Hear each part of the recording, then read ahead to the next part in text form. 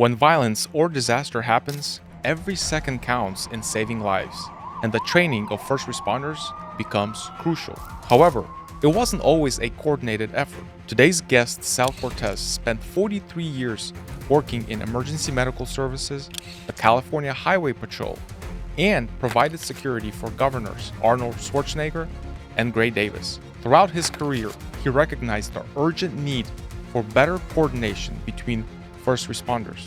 So, he dedicated the rest of his career to developing training programs not only for first responders, but also for the National Guard, protective teams, and civilians like you and I.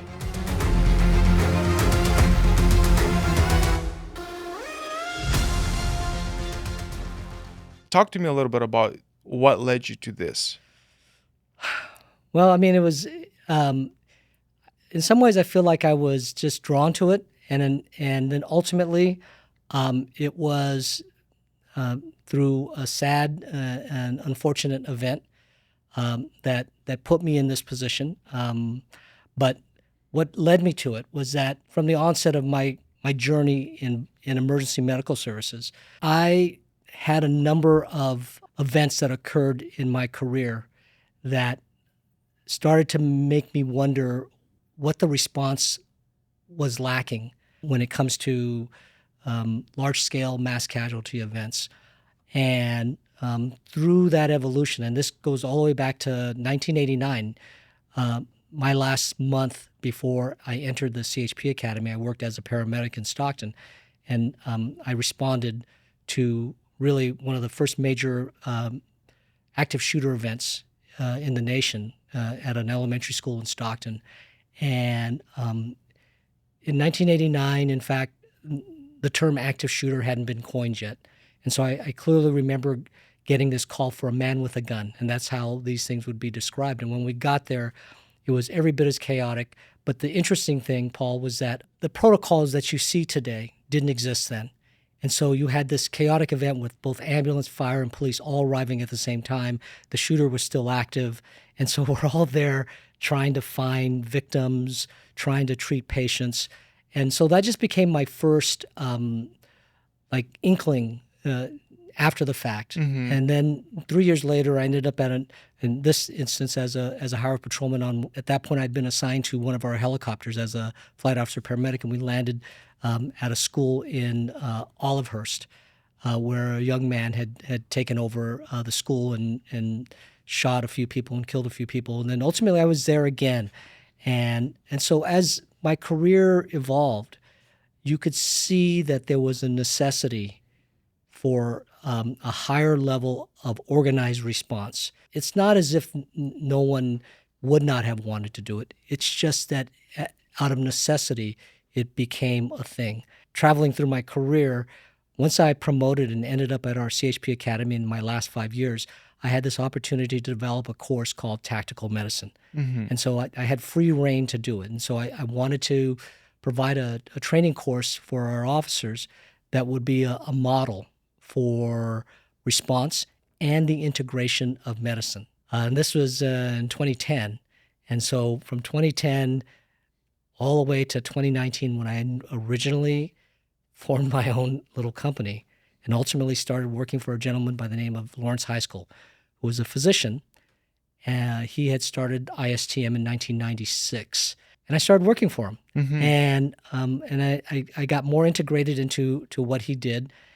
And sadly, in 2022, with little or no warning, he passed away. How old was he? 70. Which is why, I see that today as a warning and almost a gift to me to understand what my capabilities are. He's a physician. Technically, he should know I'm okay, but he had one heart attack in his entire life, and it's the one that killed him. Wow. And so, as you might imagine, the company was taken over by his sister, who was a wonderful woman.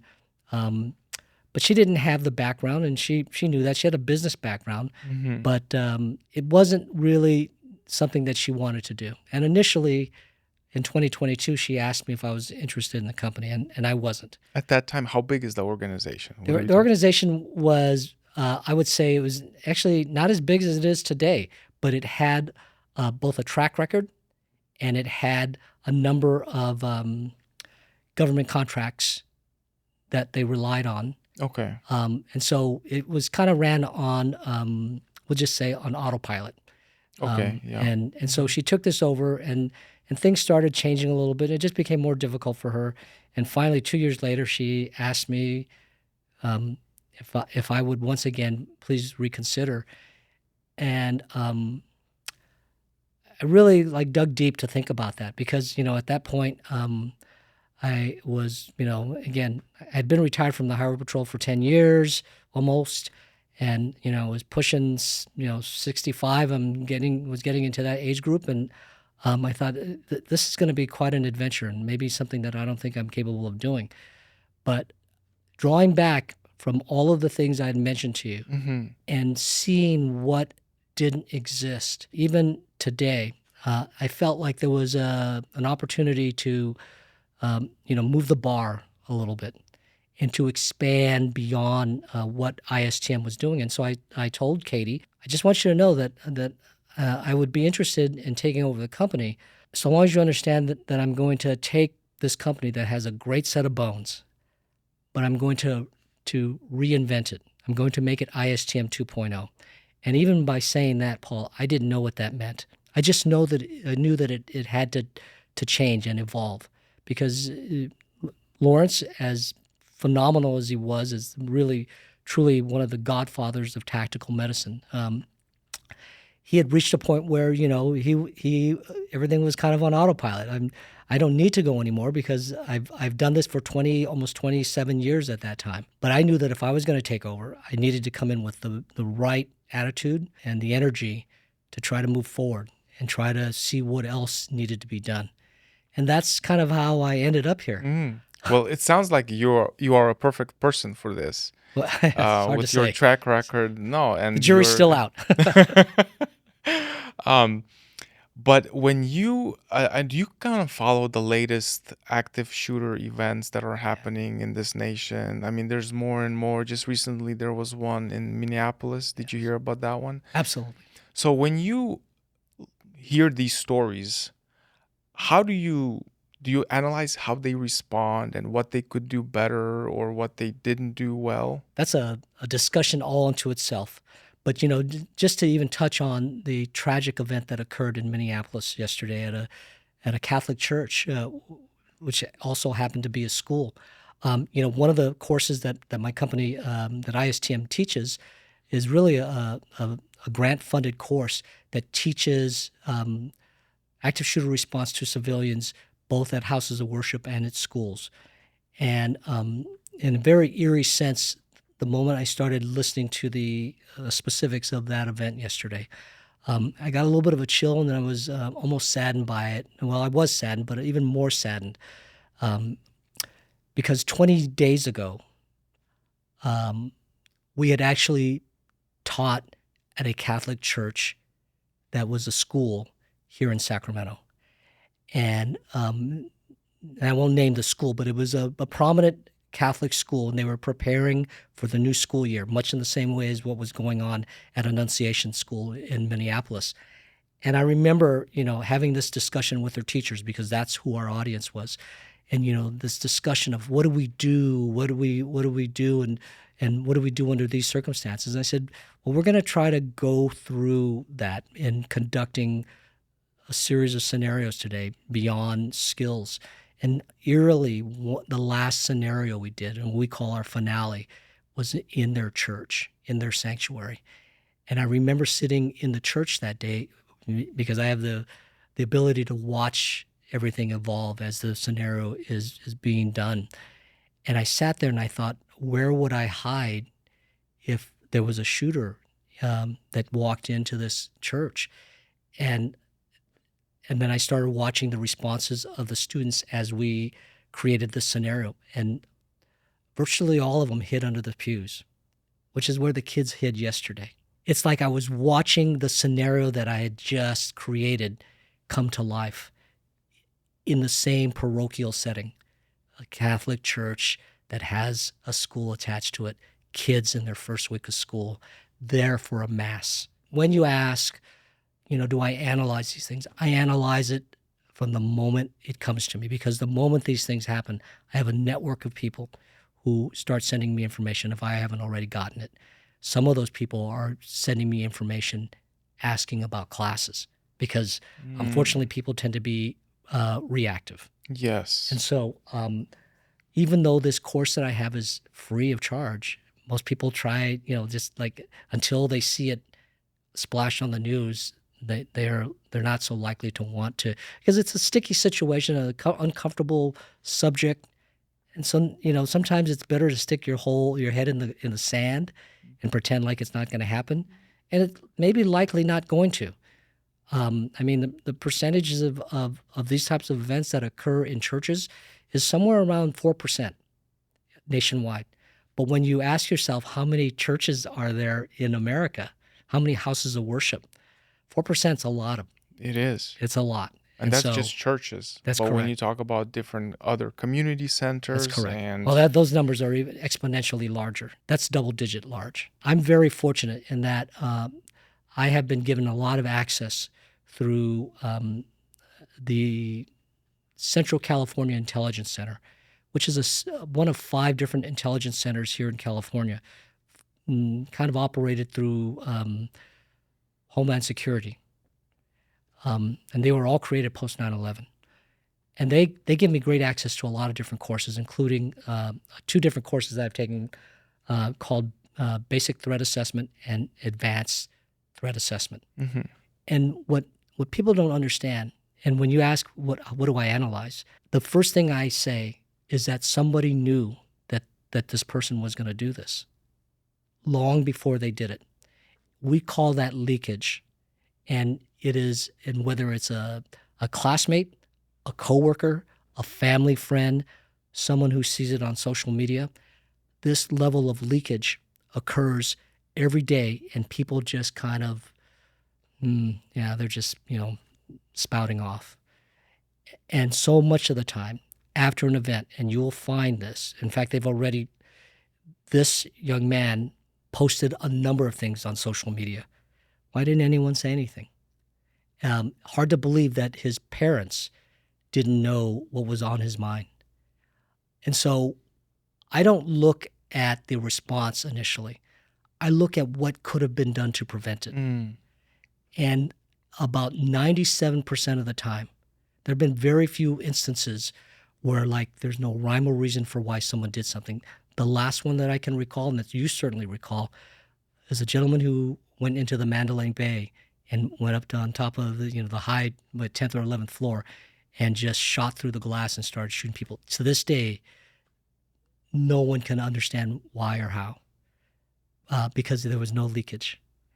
But in every other instance, you can see a clear pattern from their internet searches to their social media posting to what we like to refer to as legacy tokens in manifestos, photographs, etc. It's all there, and people had already seen it. Yeah, it's like these people that do stuff like this, they almost like they want to talk about it. They can't hold it in themselves. But I think the reason why maybe nobody really does anything, even though they get some information or see something weird, is everyone's kind of right now living in their own world, in their own little bubble. We have the things that entertain us and the things that we care about, and it's like, oh, it's not affecting me. Why should I even care? That's a big part of it as well. There are also people who are constantly searching for indicators of this. And so I'll stick with what you're saying. You're absolutely correct that, in this 21st century that we live in, we are completely surrounded by stimulation, whether it be on television, our phones, through the things that we do. The moment I look at my phone, I see there's a concert every week, every day here in the Sacramento area, and I go to them. And so I'm constantly looking for something to do, and so our daily lives are so saturated with other things that, one, we maybe don't necessarily have time, and 2, sometimes we don't necessarily want to think or talk about things that are disturbing to us. And that's where it becomes problematic. Post 9/11, there was a phrase, a motto, a mantra that was developed by Homeland Security, which had been developed post 9/11. And that phrase was see something, say something. Mm-hmm. And that is now the new reinvigorated phrase for everything that goes on in anything related to targeted violence, active shooter events, whatever, because it doesn't have to be something of that scale. It can be someone who has witnessed the possibility of a domestic violence issue or a child abuse issue. We have to be much more aware, situationally aware, even for our own safety, and be capable of reaching out to the authorities to just say, hey, listen, I'm passing the buck, and it's up to you to decide what you're going to do with this. Mm-hmm. And there's a process in place even for active shooter events and events like this now through that same intelligence center I was referring you to, called the Suspicious Activity Reporting System, SARS.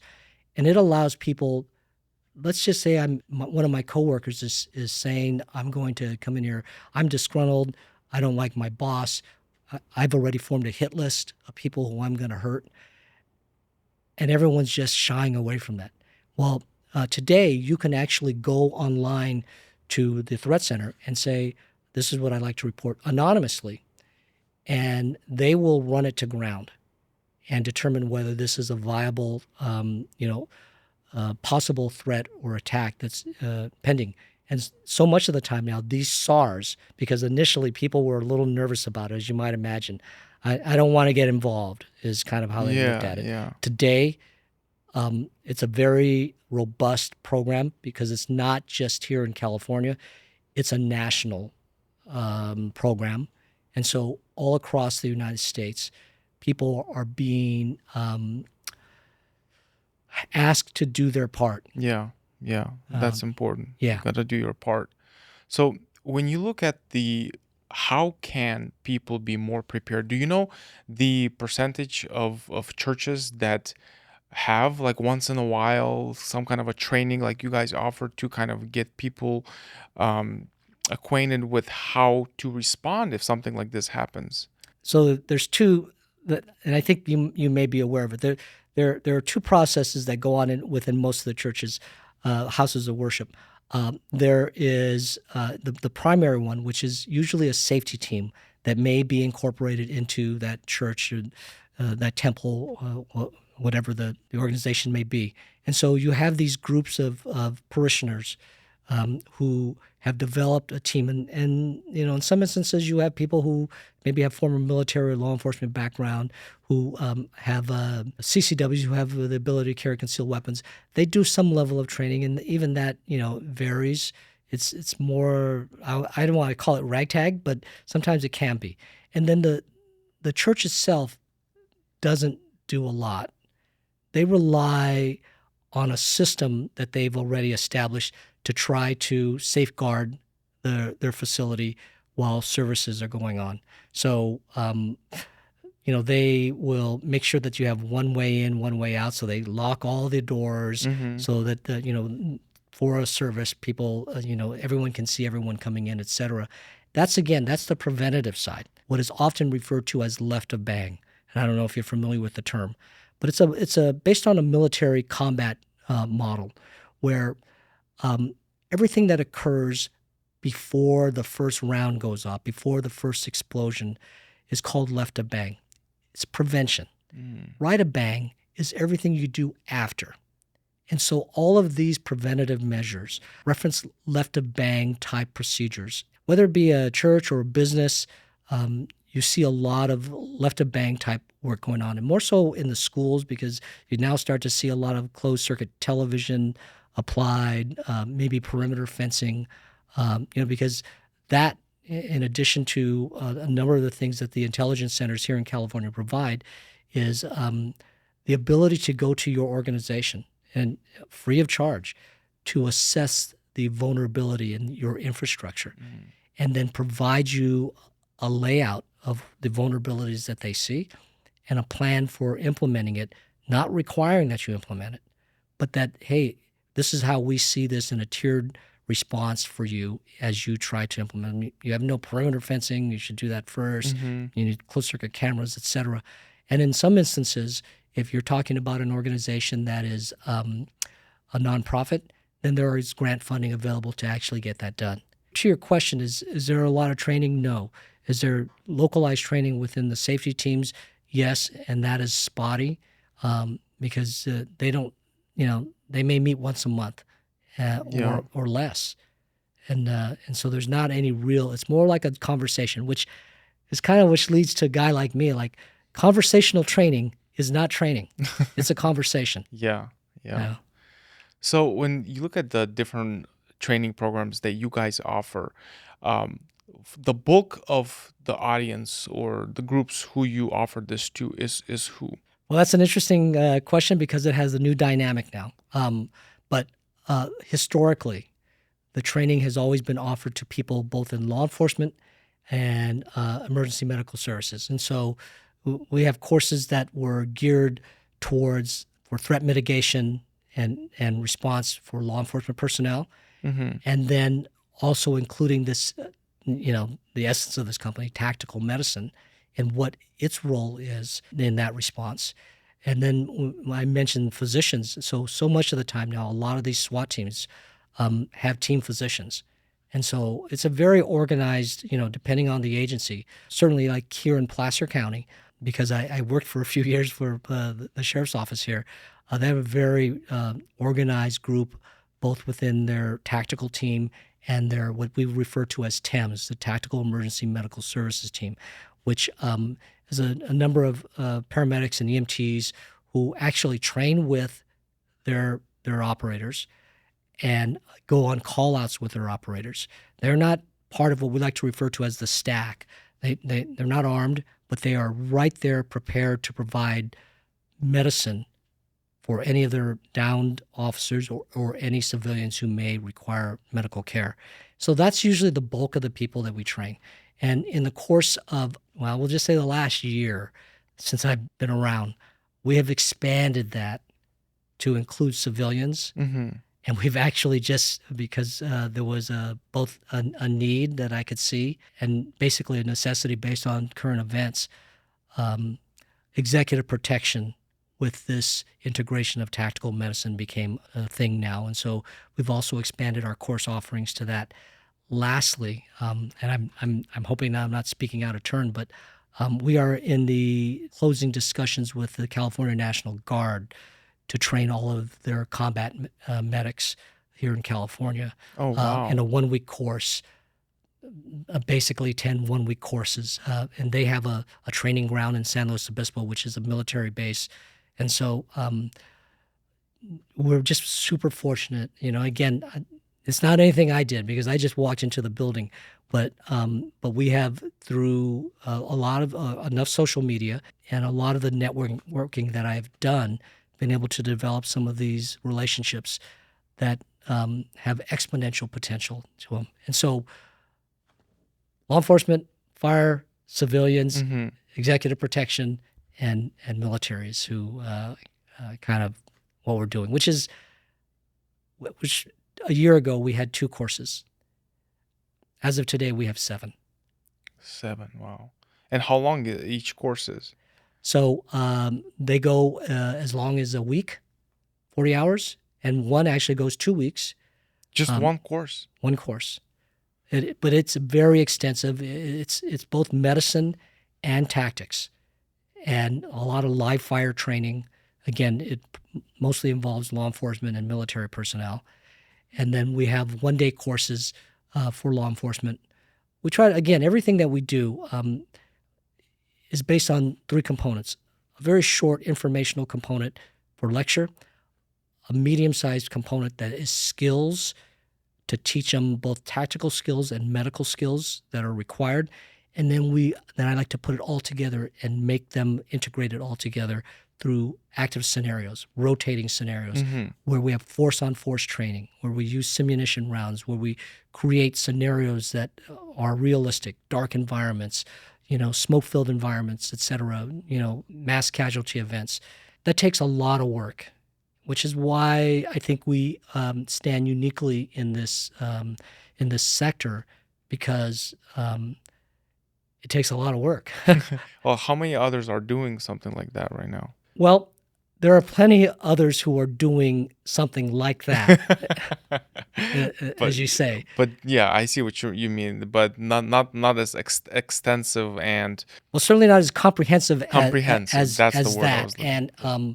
because it requires a network of well, support people, but it also requires a network of networking, Mm-hmm. and in my case, it requires a track record that sets ISTM already at a level of distinction. Yeah. And then I consider myself like truly honored and blessed that there are these people who instruct with these phenomenal backgrounds who want to work and train with me.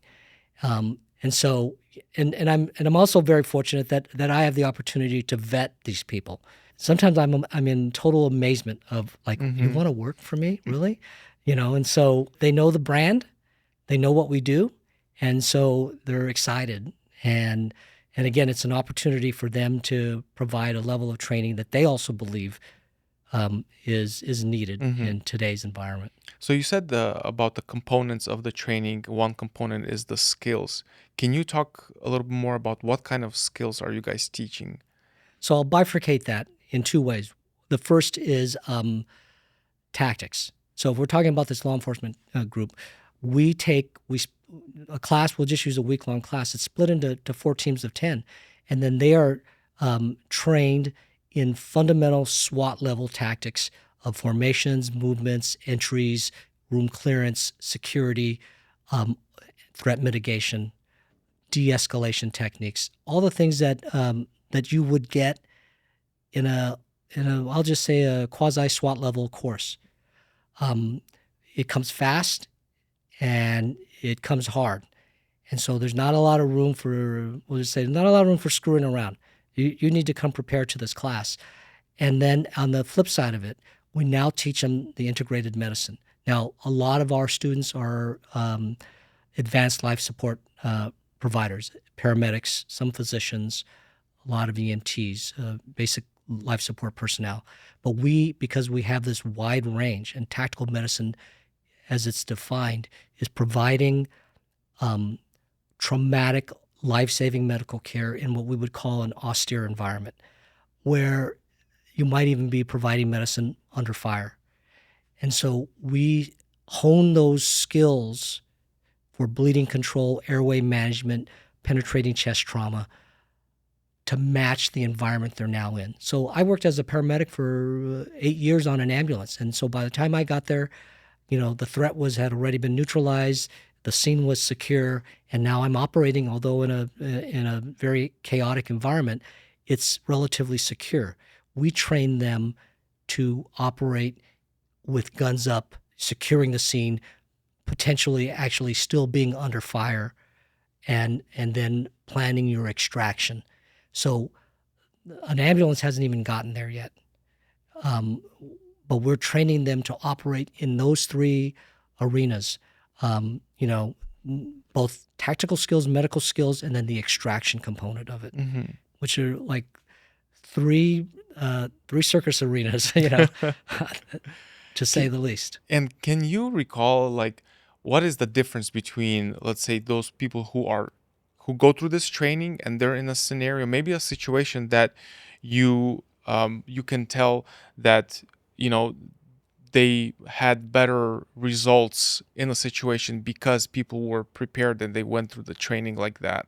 Because I know that when you can be trained and you can kind of know, but when something happens unexpectedly and you're not ready, there's some kind of a panic takes over. Yeah. Well, that's a very good question, because it goes to that first component that I was talking to you about, which is that lecture component. And so one of the first things that we try to emphasize is three things. One, you need to have a mindset. You need to tell yourself that this is what you're doing, and that there's nothing else that you can or should be doing at this moment. And then the other is the mentality that puts you in that mindset. And then the last thing is the situational awareness that prepares you to, like we like to say, in the military, they say, stay frosty. In law enforcement, they say, and in the military, they say, keep your head on a swivel. Mm-hmm. And so these things together within, a course that's provided to military, to law enforcement, to EMS personnel, is how we prepare them. If that should come about, first off and foremost, their first priority is threat mitigation, to secure the scene. So, which is why in a mass casualty event, if you see officers going into a room or into a building where their shots are still being fired, they will go over and around those who are wounded, who are even calling for help. And so we create those scenarios to train them to have focus on where the shots are coming from. We are moving to the sound of gunfire because the motto is this: stop the killing, then stop the dying. And it's a very profound way. And unfortunately, it requires that sometimes you go over people who may not survive, but you have to look at the greater good of what you need to do. And so we hope that when we train a group of officers, that they will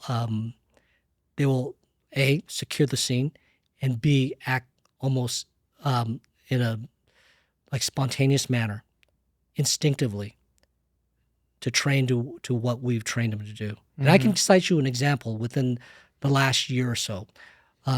We trained a group of police officers in San Francisco, and we provide them with what we call an IFAC or an ITK, which is an individual trauma kit or an individual first aid kit. And in that kit is something called combat gauze, which is a thick gauze that has hemostatic properties, and so it stops bleeding, creates clotting.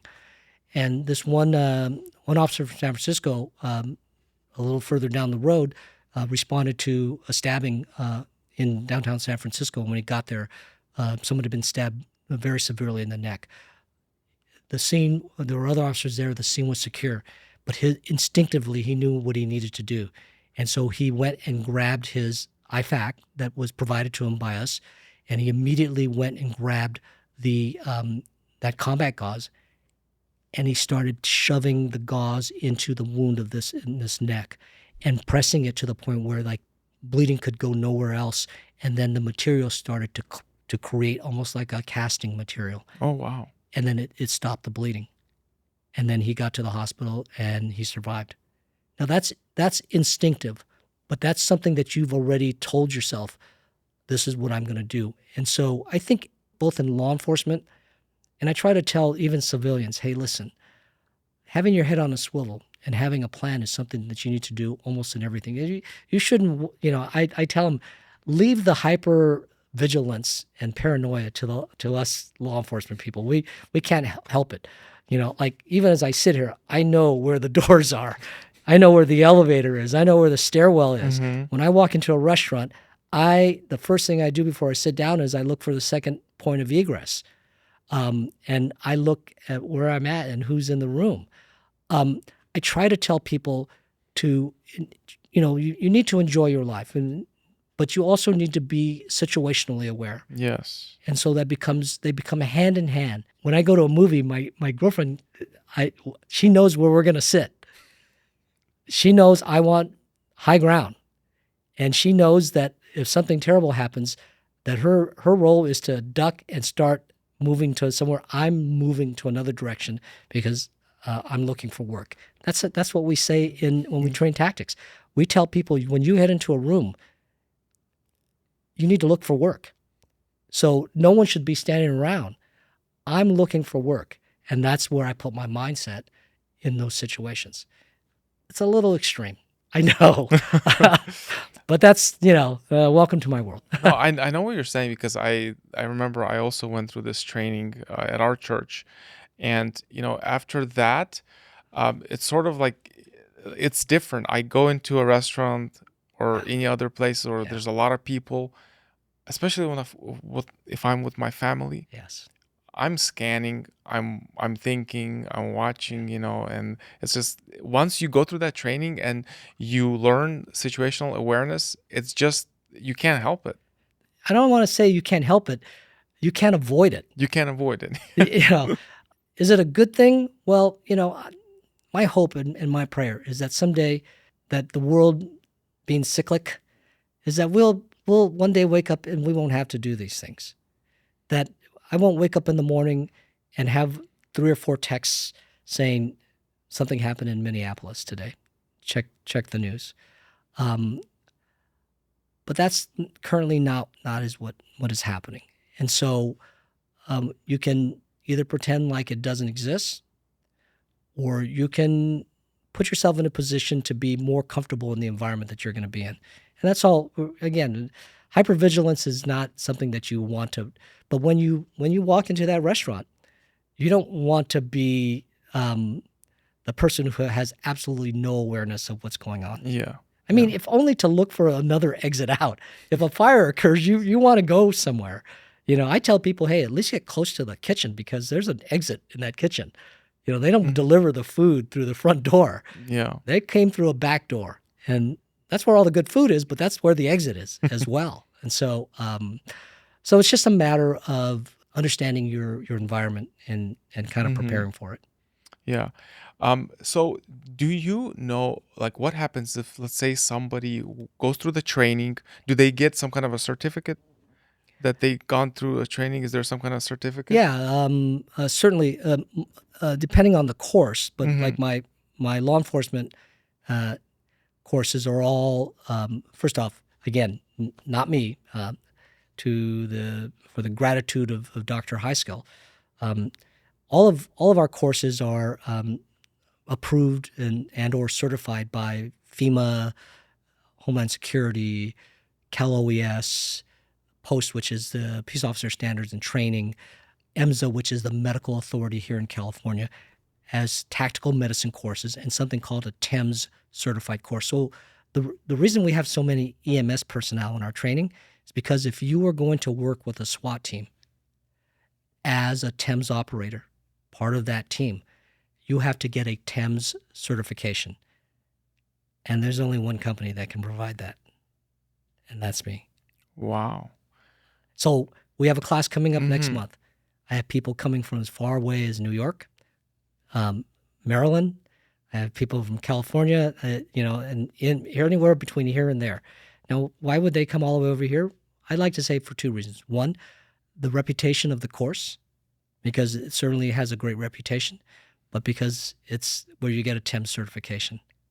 And then, of course, because it's a tactical medicine course, the police officers gain benefit from it. And to go to that National Guard model that we're working on, it will certify those combat medics. 68 whiskeys is their designation, and it will suffice for their military training.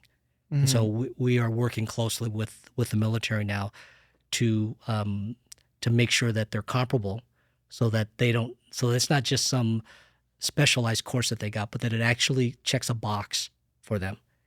And because we are incorporating tactics, it's even a better deal for them because more than ever, as you can see in the news, our National Guardsmen are being called to places that they are not normally being called to. So even the first call I got from them, 3 days later, they were on their way to LA to assist ICE. And so they're looking for an urban level of training that not only checks the box for their medical people, but also gives them better tactical awareness. And that's what we do. And the reason why I ask about the certificate, because let's say something happens and a person went through the training, they have, the certificate that they, maybe they feel obligated to help out someone, and they administer, some kind of a medical help to either stop the bleeding or something. And let's say the person passes away, unfortunately. Can somebody come after them because they had some sort of interaction and get sued for that? Or how does that work? Well, here in California, where, you could probably spit and hit an attorney, we live in a very litigious world, and so people will sue for anything. But relative to the type of training that they're receiving, it's standardized and approved at the highest levels within medicine.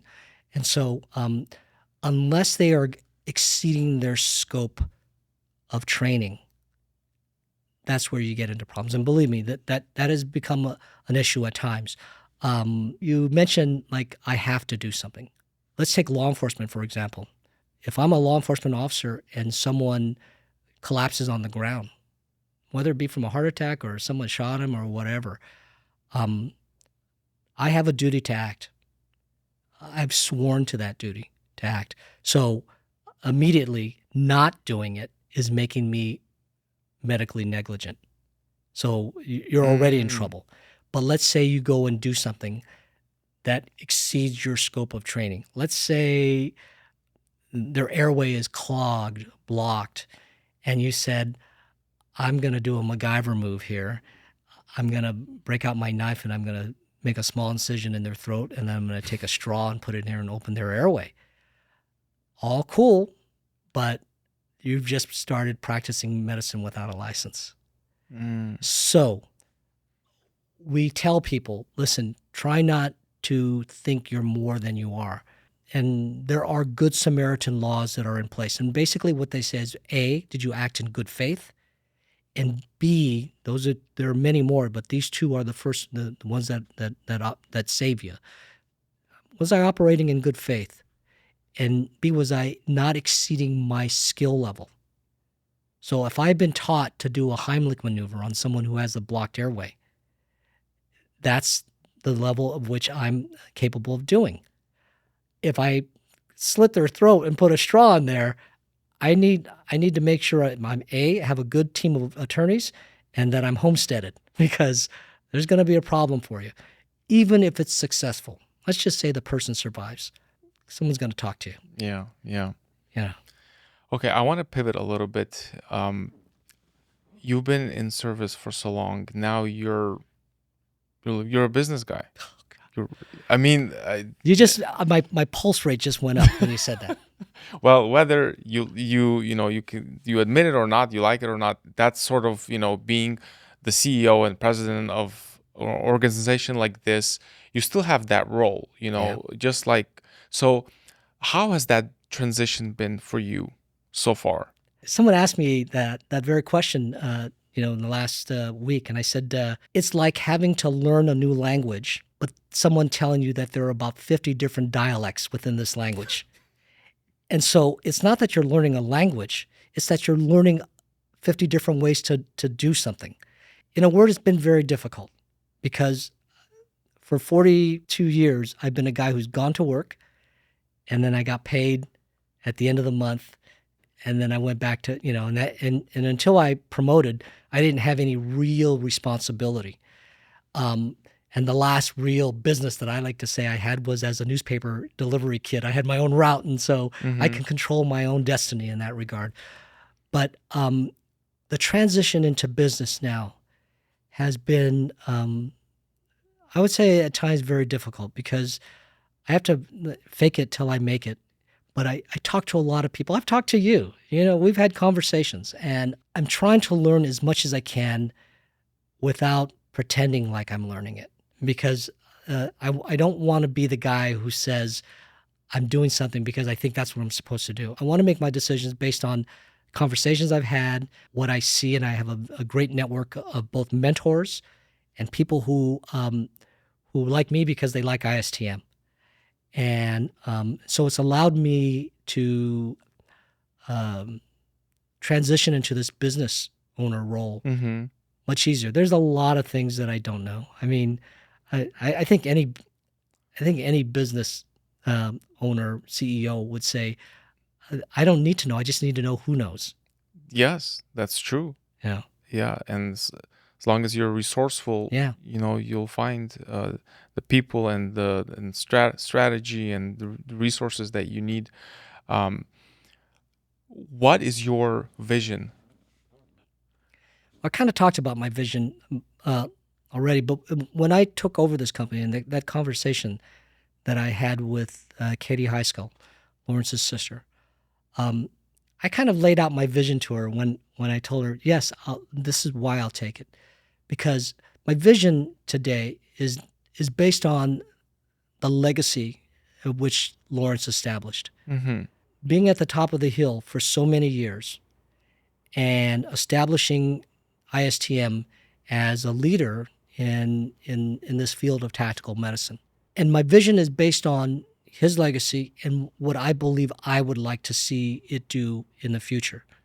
And with that, I've kind of implemented some of it, as I've mentioned. We've gone from 2 courses to 7 courses, where ISTM only used to teach law enforcement, fire, and some military personnel. We've now expanded into a civilian population because I call those people, those civilians now, the new first responders. Mm-hmm. The average response time for an active shooter event for law enforcement is somewhere between 8 and 14 minutes. And by and large, that's the party's over. In fact, if you go to Minneapolis, the shooter had already shot himself before law enforcement got there. Mm-hmm. It's what occurs at right of bang that determines what the outcome will be. And so my notion and my vision of incorporating civilians into this process started from 1989 at the first active shooter event that I went to, followed into the next one I went to, and then has proceeded with every event that I've seen and had some privy to in information. And so my hope is that as we continue on this journey, we haven't even hit a year yet, that we will find ourselves training people that I don't even know, because I don't know what I don't know. Mm-hmm. A year ago, I would have never said we're going to be training executive protection personnel. But I had a background in political protection and executive protection, and it made perfect sense to me because I knew that if something terrible happened, my job was not to address the threat. I'm part of a team. My job is to actually go with the principal, in this case the governor, and provide any medical care. And, God forbid he or she not be injured, but if they are, then that's where my skill set really comes into play. So I see this as I evolve in the coming years. I mean, there comes a point where there's maybe no more to do, but to refine what we do. Mm-hmm. And then my vision more greatly comes with, I'll just say guys like you and other guys who are visionaries yourselves. I couldn't imagine having another branch of ISTM somewhere else other than in my home office. And so even today, we are discussing the possibility. My thought was I would just create a Southern California cadre. No. We need to create a franchise of ISTM. And that was going to be my second question, because I was going to say, how many guys are out there right now in your organization who can do what you're doing? I'd like to think very few, if you're talking about the whole picture. And again, it requires a lineage of work, being able to draw the right personnel to train, and then being able to access all of the funding sources that are available and the marketing strategies that go along with that, social media, et cetera, to do that.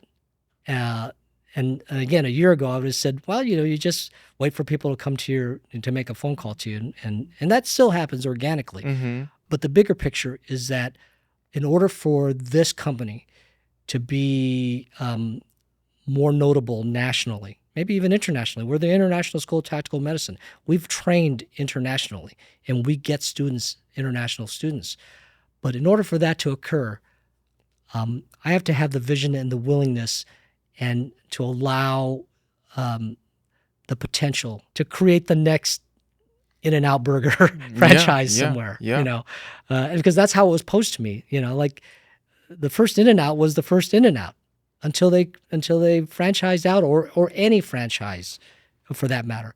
You can't, if you've got a good product and if you've got a secret, if you don't share it with the world, it's a very small secret. Yeah, and if it's duplicatable and it's systemized, everything's systemized, and I mean, you said that they kind of had it on autopilot before you came in, but that was sort of like what they kind of reached the plateau, and they were just right, Comfortable. their Yeah, comfort zone, right? But to do what you're talking about and expand in other states and internationally, uh, to have like a franchise model, then we're talking about really good systems, yeah, and I mean, I think you have something very, very special, and it's good. It's just once it's packaged, then it's not right. hard to duplicate that. I have no idea how that's done. That's the point. I mean, for us to sit and talk about it sounds good to me. That discussion in the right hands, boom, it just like Yeah. they can just see that. Yeah. They know because they've either done it or they know people who've done it, and so they know how to access those people. I'm the 12-year-old kid with a newspaper route right now, trying to figure out how I can sell more newspapers. I don't have the acumen to work that level, but as I mentioned earlier, I'm reaching out to people who do, and I believe that's my role, is to be willing to spread my wings, to be a little uncomfortable in this process, um, ensuring that it maintains its quality and integrity and professionalism, um, and that the next franchise of ISTM looks exactly like the one that it started from. Yeah. Do you guys do any video content of actual training, like the scenarios that you guys are running? Yeah. So I've been again in my growth. I just picked up a social media company to start, and like we've done a lot of shorts, and Yeah, again yeah. that's a new word for me, and so we're going across all of our platforms, and part of that now is to incorporate our training videos into it, so that you can see exactly what it is we do in those very austere settings, that until you see it that way, you don't really understand what it No, is. those are gonna be. I can already see those videos of actual like training, in action, Yeah. when it's happening, and I mean those that stuff goes viral. It's funny because about a year ago, I took a short clip of a team entering a dark hallway where there was screaming going on, and they came upon someone who was injured. And of course, there was still a threat, but the person was injured, but kind of a walking wounded person. And that, like, head that way. We're moving to the threat. And they went from darkness into light, and then, addressed the threat. Mm-hmm. And yeah, that had a lot of hits Oh yeah. on it. And I just thought it's kind of cool. But, and that's just a guy with a cell phone. And Well, yeah, if so, shot right with the right yeah, cameras yeah. and lighting equipment, yeah, Yeah. those I don't like that's to stage any of those things. I like them to be spontaneous, but I mm-hmm. mean, um, there's a lot of potential there. And again, I don't want to say I have a small mind for these things.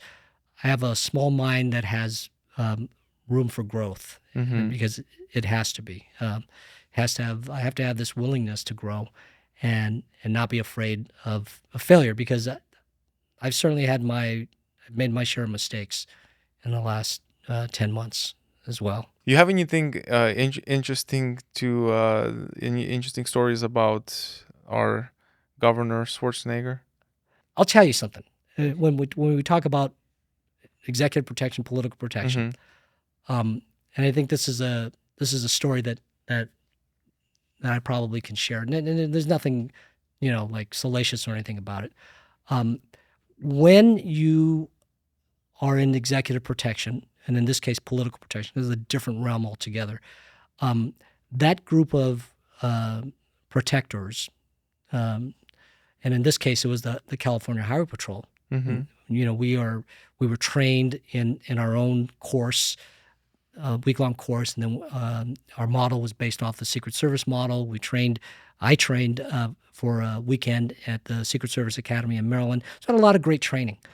And so sometimes you get the political side of it, and so you have political aides whose expectations of what you do as a security person, they don't quite understand that. And so initially in the Schwarzenegger administration in the first year, a lot of his aides were not even asking us, but telling us to do things that we don't do. We don't carry your luggage. We don't, we're not going to, go and grab you a cup of coffee or anything like that. I think they were testing us, but more importantly, maybe to some degree, they actually thought this is what we did. We're just the hired help. And that came to a boiling point. And there was a person who stepped in, and we were just getting ready to head out to a trip to out of town. We'll just say it was out of town. It was a long one. We decided that we needed to have a meeting with Arnold, as he liked to be called, and Maria, as she liked to be called, the First Lady. When she didn't like being called the First Lady. Kind of now I know why.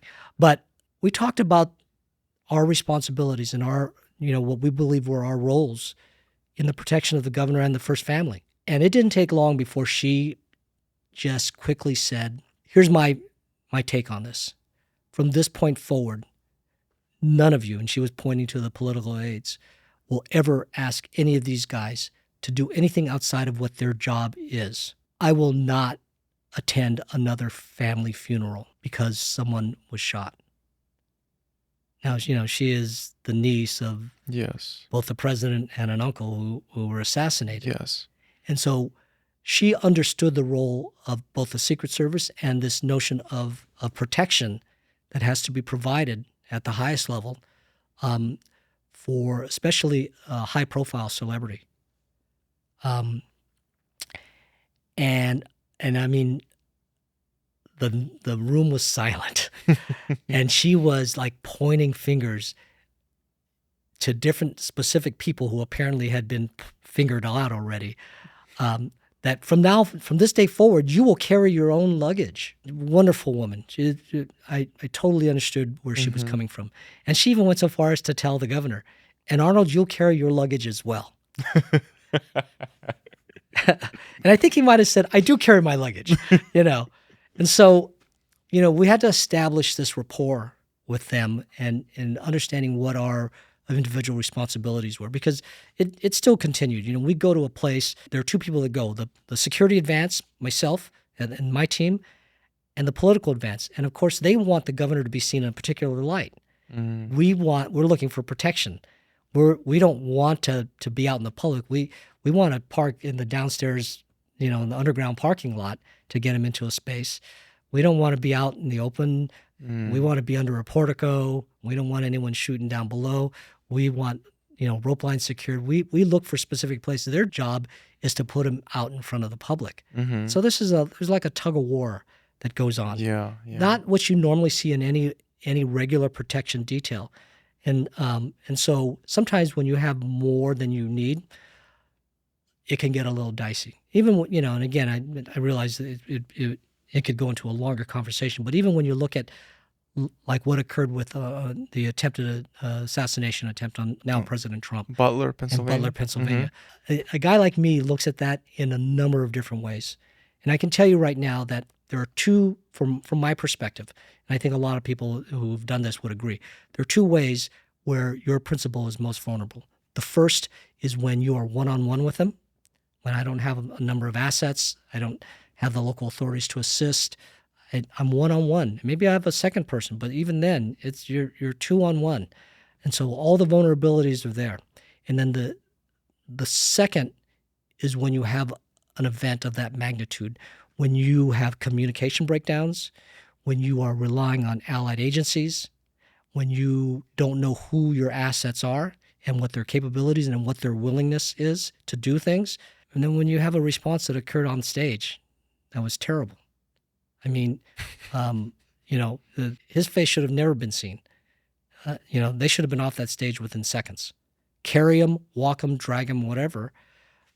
And this is just my personal opinion, but I don't think anyone would disagree who understands this. But it becomes much more challenging the bigger the event. And believe me, I've been involved in events where, and if I can share a short story with you. Sure. When I used to fly, I flew for 8 years on our helicopter. And one of our roles was that when the president would come into town, again, utilizing allied agency assists, they relied heavily on the highway patrol because we created rolling blocks, for the motorcade. We never had to stop anywhere, block everything, even on the freeway. My job in that helicopter was my call sign was Huntsman, and so my partner and I, before the president landed, the motorcade was laid out. We needed to be airborne, but we always took a Secret Service agent with us. Now, I had all the routes. I had all the alternate routes. I had all the routes to the hospital. I knew everything. I had all the call signs for everyone else. And so we're about a quarter mile ahead of the motorcade. But as we were kind of loitering away from the Air Force Base that we were at, I asked the Secret Service guy, I said, I like having you on board, but it seems like this must be very boring to you to be here because really we pretty much know what we're doing. He says, yeah, I know. I said, so why is it that you have to come with us? He says, so here it is in a snapshot. We don't know you, and we don't know your politics. And the reason we were airborne before the president ever got into the motorcade was that so that you didn't know which one of the two limos he went into. Wow. Because if, as you are doing what you're doing, because our job was to look for threats, to call out cars that were parked on the freeway or, anything that we saw that was suspicious. If you decide to go rogue and turn this thing 180 degrees and start heading toward having a 50-50 chance of hitting the right limo, I have to shoot you before that occurs. In this very loud helicopter, there was this just dead silence. And then all of a sudden I kind of chuckled and he said, and then he laughed and he said, so please don't turn because I don't know how to fly. Wow. And that's the magnitude of the unknown when you have such a large scale event. Yeah. So if we're moving the governor, if we are coming here to Auburn, I can tell you that if I'm doing the advance, I've contacted Auburn PD, Rockland PD. I've contacted the local hospital. We've already gone to the hospital and said, where will we bring the governor if something goes wrong? This is his blood type. You'll have to secure the rest of the hospital away. We wouldn't, quite honestly, Wow. Paul, we wouldn't even be coming to Auburn Faith. We would be doing a 180 and heading to Sutter, Roseville. Why? Because that's a level 3 trauma center. Yes. So we need to go where we need to go. And who's going to be taking care of that person, the governor, till then? Me. So I'm going to start putting in lines. I'm going to do whatever it takes because I've been trained to do medicine on the move.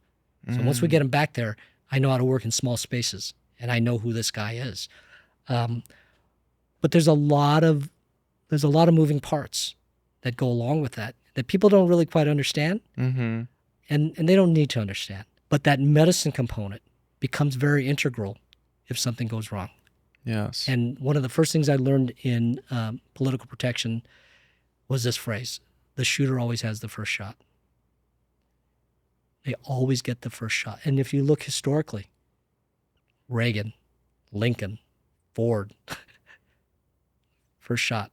It's what you do after that, right a bang, that determines what's going to happen from that point forward, both in mitigation and potential care for your principal, or in this case, it could be civilians. Yeah. So when I put all these courses together, it's with the same idea and mindset that they all actually are alike in what they ultimately serve in both protection and response and medical care.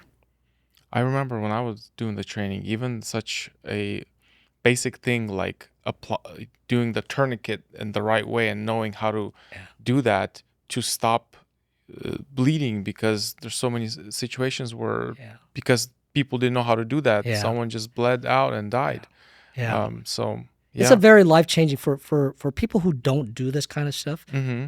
To us, it's like teaching CPR, and I don't want to make it sound so us be so cavalier in terms of how difficult it is. It's not that difficult, and the most captive and appreciative audience are are civilians. Yeah. We teach law enforcement, you know, they're not the easiest. And I look at them and they're like, until we grab them, until we get them involved in training, Mm-hmm. I always feel like if I could read a caption out of their head, it probably says, "What time are we getting out of here today?" Because I don't want to be late for getting out early. Yeah. And so, Yeah. the civilians are like always the most appreciative. They use terms like life-changing. Everyone should take this class. Mm-hmm. And so we're gratified when we hear that because I believe everyone should as well in today's environment. Yes. I think a little knowledge goes a long way, and not only taking it but staying current. When we teach that class, everyone walks away with a tourniquet, not because we want you to have something you can shove in your desk drawer. We want you to continue to practice with it. And maybe I tell them, if you can carry a cell phone, you can carry a tourniquet. Yeah. And so we just want them to have skills. And at the same time, the situational awareness component that we discuss is what you do and what I do. And so you're already training. Every time you walk into a restaurant, you are going through a scenario Mm-hmm. in your mind. Yeah. Yeah. And so because you took a class, because someone suggested that, you should start becoming more situationally aware, you are training yourself every time you go somewhere. Yeah. And that's I'm just going to say at this moment in time, it's probably a good thing. It is. Yeah. I agree. Yeah. Sal, thank you so much. It was a pleasure. Any last thoughts? Thank you, Paul, for giving me the opportunity. I was actually really nervous coming here, but you make it very easy to talk to you. I hope that people I hope they don't fear leaving their home.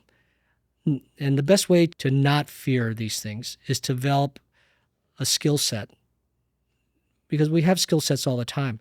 We talk about being able to recognize things. If I drive down the road and there's a car that's come to a stop because it's crashed into another car, I don't drive right into that car. I immediately see something. I tell myself where I am relative to it. I make a decision on what I'm going to do, and then I'm going to take that action to avoid it. We apply that to this type of training. I see something, I orient myself to it, I make a decision, and I act on it. And when you do all these things together, you develop what I like to call the 3 C's. Comfort, confidence, and competence. And those are the 3 things that you need to develop in order to walk more securely through life.